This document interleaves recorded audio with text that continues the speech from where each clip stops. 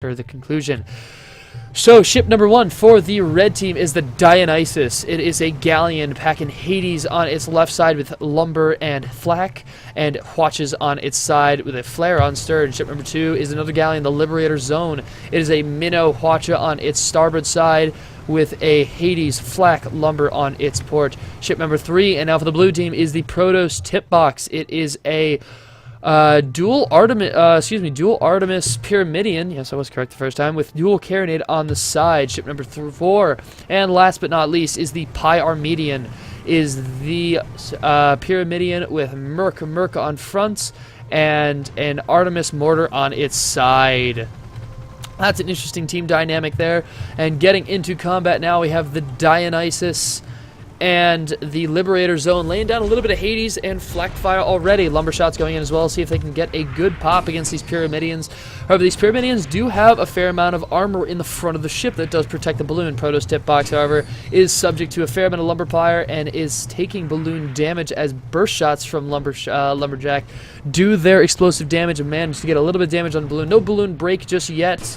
There goes one on the Protos tip box, however. Hades flying in, getting some damage there as well. These two Pyramidions still tanking very well. Armor is high and buffed. A little bit of fire on the Protos at the moment. Checking out over on the Dionysus, we can see some of the gunning that's going on there. Protos is very much in the sights of the Lumberjack, taking significant damage, while the Hades are ripping apart that armor as best they can. However, NGs on that team are keeping that armor lively.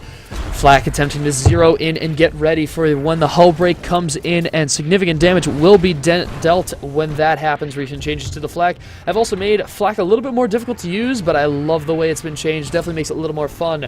Blue team rule has been posted.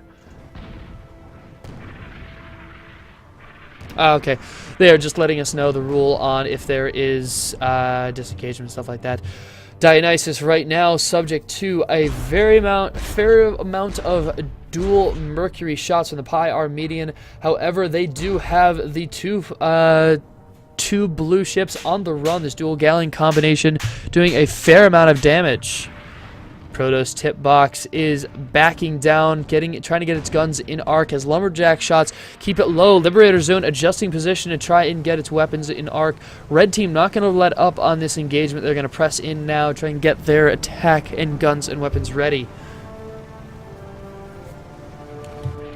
Pyramidion taking significant amount of damage from lumber fire. There's no hull break just yet, but they are forced down behind the mountain, bumping into the mountain as they cannot seem to back up fast enough. Dionysus has these two Pyramidions pinned. 17 minutes left on the clock there. No kill as of yet. Hades fire from the Liberator Zone, and Dionysus connect very nicely. Some good damage going in there, though nothing significant as of yet. That armor is still staying up. Buffs are live. Buff is over there. The other ship has the buff. Armor is staying high despite Lumberjack shots and Hades shots connecting. Very good NG work on their part. Protos tip box now losing armor. Flaks go in, taking the Protos down to just minimal health. If they can't get that armor back up, they will fall. It'll be the first kill there for the red team. Red team taking an early 1-0 victory. Lead there, not victory just yet. Can't count them out all the way just yet. This could go any way so far. Pyramidion pinned low, though. Those dual Artemis cannot get their weapons up. They cannot... those dual Mercs cannot arc up high enough. The Dionysus and Liberator Zone pinning a high position while Lumberjacks pin those ships down. First kill advantage for a tiebreaker in favor of red team there. Lumber shots going out, going a little wide against the Pyramidion. Protos tip box finds itself on the chopping block as ships re-engage on that Pyramidion. Dionysus is going to lumber out a little bit as well, giving some good damage, seeing what they can do. But at this significant range, the Protos and Pyramidion have an easier time picking off ships. They're pressing their assault on the Liberator Zone, which is trying to fly a little bit low, going to use a bit of the hard cover on the lower end of its tail, though still being subject to some of the gunfire by the Protos and the Median, which is pressing in now. Dual Artemis attempting to get those weapons broken. See if they can free up their ally for an assault here. Liberator Zone low and a little low from the Dionysus. The Dionysus is not out of range of protecting their allies. Liberator Zone pinned down with a balloon break from the Pi Armenians. Ram Liberator Zone attempting to get that balloon online. It is back and living. However, Merc shots are trying to break the hull there. Protoss tip box moving in as well. A very strong assault here by the blue team. See if they can't lock down this Liberator Zone, which is within arming time on all weapons close up. They're going to see if they can get their Minnow and Hwatcha in arc. If they can, that might spell trouble for the Protoss, which it does. Armor goes down. Protoss is pinned against the wall, taking significant damage there from Minotaur armor break, as well as Hades armor break from supporting Dionysus, pinned against the wall and falls quickly to Hwatcha fire, blowing up the entire ship. You cannot fix that one with spit and duct tape, ladies and gentlemen. Fire Armenian also taking a heavy hit as they bump against the remainder of what is a wrecked gun, sea defending gun against Liberator Zones. Hwatcha, they do fall, bringing the match 3-0. Very good run there by the Ryders. Heavy damage all across the board. Good fighting. Blue team awaiting a respawn timer as Liberator Zone and Dionysus regroup. They try to get those weapons working together. A very good, very strong, long-range combination here. These two galleons are a force to be reckoned with. Ship numbers 3 and 4 now respawning on the other side of the mountain, attempting to get close to the Liberator Zone and Dionysus.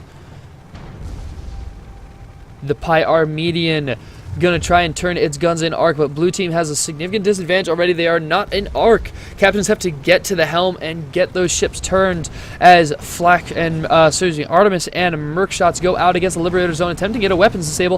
However, Hwatcha from the Liberator Zone does get a weapons break across the deck of the Pi Armenian and an armor break as well, sinking them to flak fire from the Dionysus.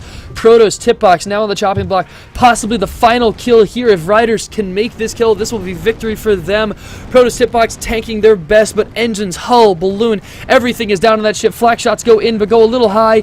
Not enough damage to sink them just yet. Lumber keeping that balloon locked down. Armor comes back up, but the Protoss is not in a good situation here. They need to get that armor up and get moving, get out of arc of the Liberator Zone. They're going for cover on the southwest end of the map, seeing if they can get around the rock. However, the Dionysus is well in arc.